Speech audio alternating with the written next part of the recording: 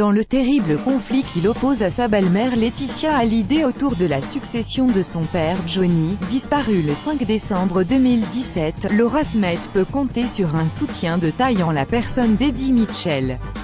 Ami de longue date du taulier avec lequel il avait assuré l'été dernier l'ultime tournée des Vieilles Canailles en compagnie de leur acolyte Jacques Dutronc. Le chanteur de 75 ans s'est exprimé vendredi 16 février 2018 au sujet de la dispute qui déchire depuis une semaine le clan Hallyday. « Je ne comprends pas que l'on puisse déshériter ses enfants.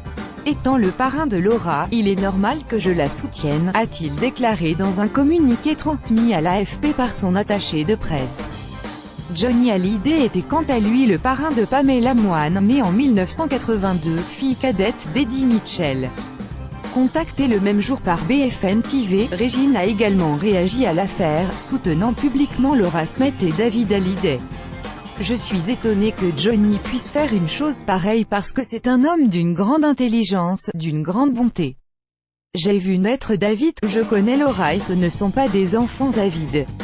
Pendant longtemps ils n'ont pas vu leur père, je pense que ce n'est pas naturel de la part de Johnny. Je trouve tout à fait normal qu'ils défendent d'abord le souvenir de leur père, et quand on fait un testament on le fait aussi en faveur de ses enfants. À moins d'être sous influence, je dis que ça ne ressemble pas à Johnny, a-t-elle déclaré. Première assignation devant le TGI de Nanterre, Laetitia Hallyday a elle aussi reçu le soutien de ses plus proches amis, même si le contexte reste très difficile pour demander leur avis à Jean Reno, parrain de Jade, ou à d'autres amis dont la parole porterait.